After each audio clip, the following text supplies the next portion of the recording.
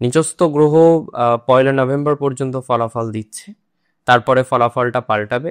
আর most important, এই সময় কোনো রকম প্রপার্টি বিক্রি করবেন না, দাম কিন্তু অনেক কম পাবে। এই সময়ে আমরা চেষ্টা করব যত রকম ভাবে আর্থিক জায়গাটাকে সঞ্চয় করা যায় তার চেষ্টা করার জন্য। কর্কট রাশি গৃহজ প্রবলেমে ভুগছেন, ইএমআই দিতে গিয়ে নানা রকমের প্রবলেমের মধ্যে পড়ছেন। আমি পার্সোনালি বিশ্বাস করি আজকে দুশ্চিন্তা ফাইন্যান্স নিয়ে আছে, কিছু পারিবারিক দুশ্চিন্তা রয়েছে, কিছু পরিবারের সদস্যদের নিয়ে দুশ্চিন্তার জায়গা রয়েছে।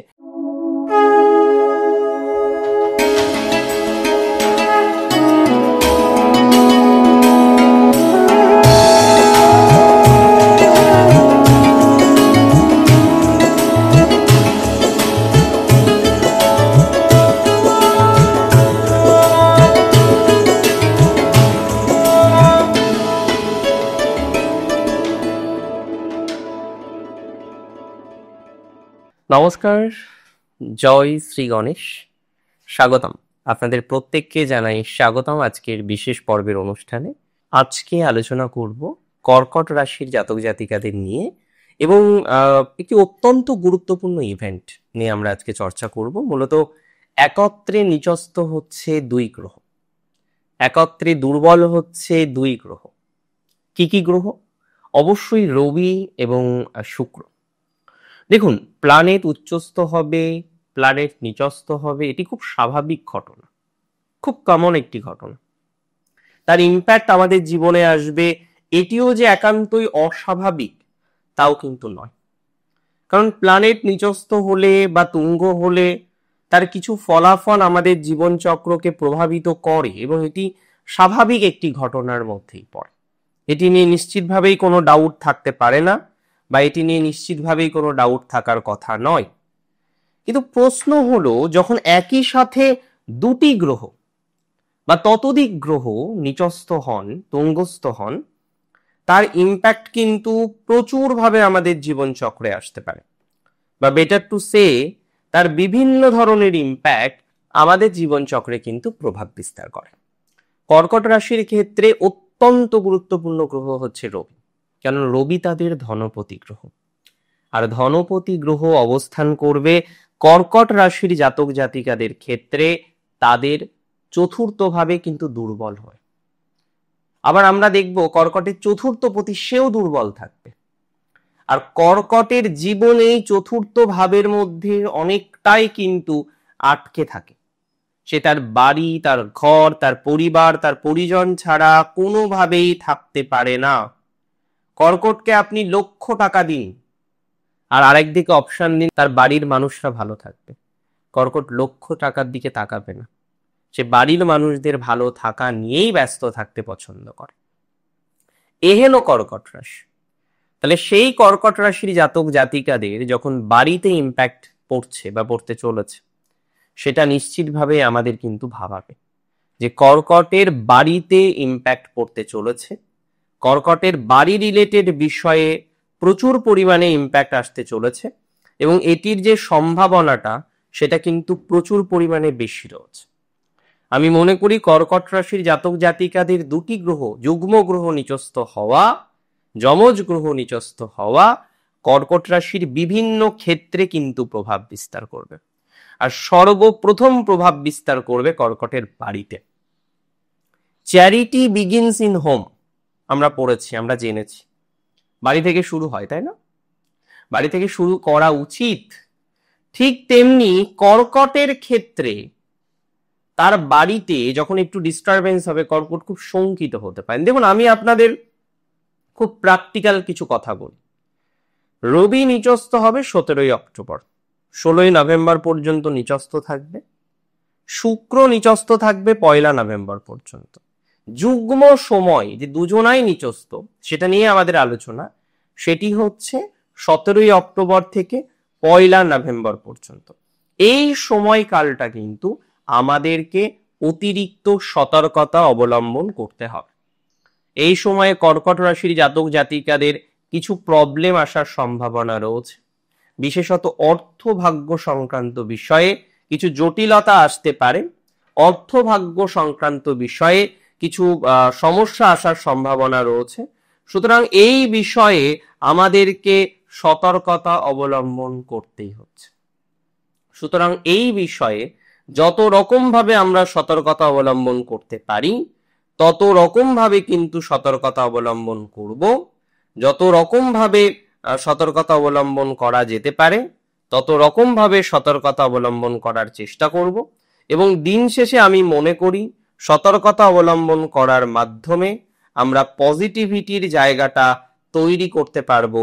অন্তত এতটুকু বার্তা আপনাদেরকে আমি দিতে পারি বা আপনাদের কাছে আমি পৌঁছে দিতে পারি, এবং সেই সিওরিটি, সেই অ্যাসিউরিটি আমি আপনাকে দিচ্ছি। তবে এই টাইমটা আপনাকে সেফ থাকতে হবে। দেখুন, আমি সিম্পলি বিশ্বাস করি কিছু কিছু ট্রানজিট আছে, কিছু কিছু সময় আমাদেরকে খুব সেফ থাকতে হবে। যত আমরা সেফ থাকবো তত প্রবলেম কম আসবে বা প্রবলেমকে আমরা ম্যানেজ করে নিতে পারবো। আপনাদের এই সময়ে যে পরিস্থিতি আছে তাতে বহু কর্কট রাশি জাতক জাতিকারাই চিন্তিত, ভাবিত, দুর্ভাবিত, তাদের পরিস্থিতি নিয়ে, তাদের সামগ্রিক কন্ডিশন নিয়ে তারা অতিরিক্ত চিন্তার মধ্যে থাকছেন, অতিরিক্ত দুশ্চিন্তার মধ্যে থাকছেন।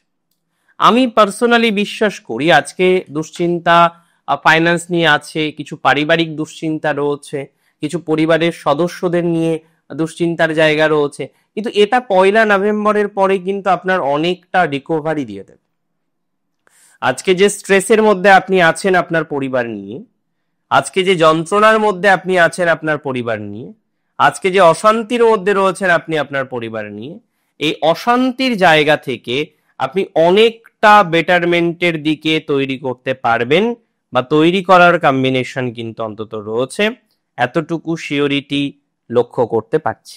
এবং একটা কথা এখানে সবসময় মাথায় রাখতে হবে, দেখুন 4th হাউস মানে শুধুমাত্র যে বাড়ি সেটা কিন্তু নয়। 4th হাউসের ইম্প্যাক্ট অনেক বেশি। আমরা আমাদের সুখ 4th হাউস থেকেই দেখি। কিছু কিছু ক্ষেত্রে আমাদের বন্ধু ভাগ্য আমরা 4th ভাব থেকে দেখার চেষ্টা করি। সো 4th হাউস যত স্ট্রং হবে আমাদের পজিটিভ ভাইবসের মাত্রাটা তত বেশি বৃদ্ধিপ্রাপ্ত হবে, এবং 4th হাউস যত বেশি দুর্বল হবে বাড়ি, ঘর, গৃহ, সুখ শান্তির ক্ষেত্রে ততটা প্রবলেমের জায়গা আসবে। কর্কট রাশির জাতক জাতিকাদের আয়ের মাত্রা এই মুহূর্তে মধ্যম, কিন্তু ব্যয় কনস্ট্যান্টলি কিন্তু হয়ে চলেছে। দেখুন, কিছু কিছু ঘটনা থাকে, কিছু কিছু বিষয় আমরা বারবার দেখি যে জীবনচক্রে ঘটতে থাকে। আজকে প্রবলেম সবার লাইফে আছে। এমন কোনো মানুষ আছে যার প্রবলেম নেই? তাহলে তো সে মানুষই নয়, তাই না? সমস্যা থাকবেই। কিন্তু আমি মনে করি যে সমস্ত জাতক জাতিকাদের ক্ষেত্রে আজকে সমস্যার মাত্রাটা বেশি।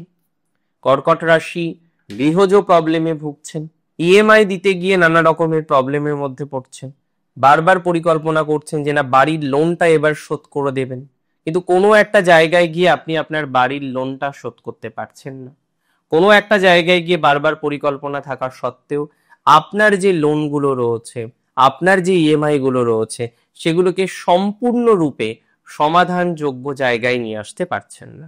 আমি মনে করি যদি ইএমআই এর সমস্যা আপনার থেকে থাকে, ইএমআই রিলেটেড প্রবলেম যদি আপনার থেকে থাকে, বা ঘর নিয়ে, বাড়ি নিয়ে, গৃহ নিয়ে একটা সমস্যার মধ্যে যদি আপনি থেকে থাকেন, আমি মনে করি পজিটিভিটির জায়গাটা অতটা তৈরি করতে পারবেন। আমি মনে করি পজিটিভিটির জায়গাটা অতটাই তৈরি হবে যে আপনার সমস্যাটা আলটিমেটলি থাকবে না। তবে যাদের বাড়ি নিয়ে, গৃহ নিয়ে, ফ্ল্যাট নিয়ে কোনো কেস কামারি চলছে, হিয়ারিং এর পর হিয়ারিং হচ্ছে, সমঝোতার মাধ্যমে সমাধান করার চেষ্টা করুন। কারণ এই সময়ে যত বেশি আইনি জটিলতার মধ্যে জড়াবেন তত কিন্তু প্রবলেম হতে পারে। আমি কোনোভাবেই এই সময় আপনাকে অ্যাডভাইস দেব না আইনি জটিলতার মধ্যে জড়ানোর জন্য, কারণ আমি বিশ্বাস করি এই সময় আপনি যদি আইনি জটিলতায় জড়ান, কোনো রকম আইনি বিষয়কে টাচ করেন, সেটা অনেকটা লেন্দি হয়ে যেতে পারে। এমনিতে দেখবেন দাম্পত্য জীবনের ক্ষেত্রেও কিছুটা সুখ বিঘ্নিত হয়েছে এই সময়। দাম্পত্য জীবনের ক্ষেত্রেও একটা স্ট্রেসফুল সিচুয়েশন আপনাদের অনেকের চলছে।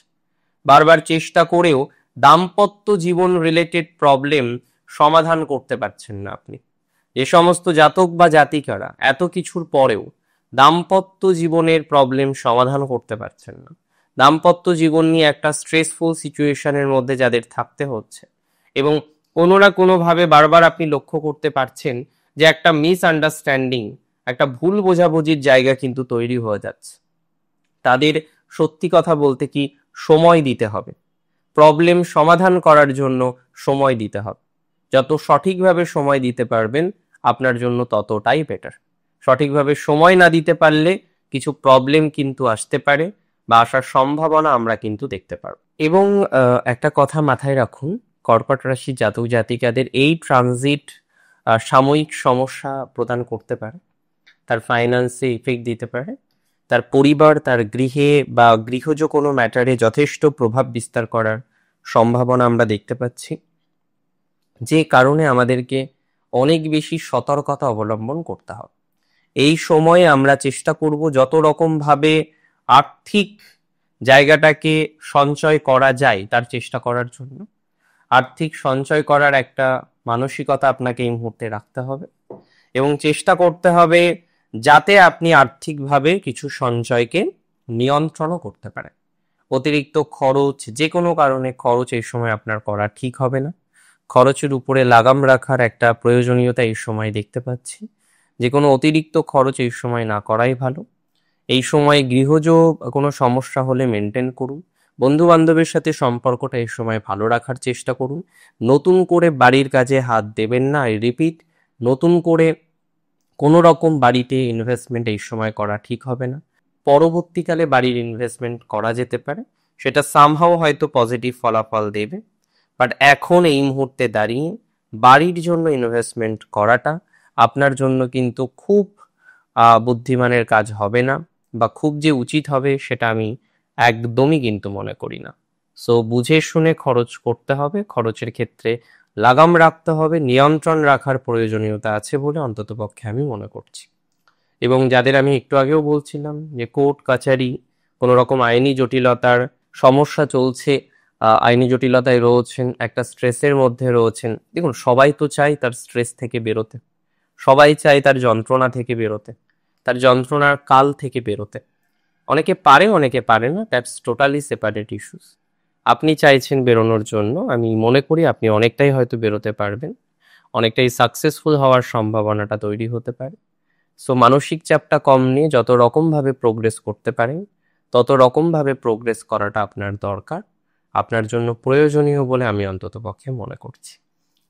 নিজস্ব গ্রহ 1 নভেম্বর পর্যন্ত ফলাফল দিচ্ছে, তারপরে ফলাফলটা পাল্টাবে। আর মোস্ট ইম্পর্টেন্ট, এই সময় কোনো রকম প্রপার্টি বিক্রি করবেন না, দাম কিন্তু অনেক কম পাবেন। 17 অক্টোবর থেকে 1 নভেম্বর একটু সচেতন থাকুন, খুব অসুবিধা হবে না। যেহেতু বৃহস্পতি রাশিতে আসছে 18 তারিখে, খুব প্রবলেম হবে বলে আমি একদমই মনে করি না। ভালো থাকুন আপনারা প্রত্যেকে, সুস্থ থাকুন। জয় শ্রী গণেশ।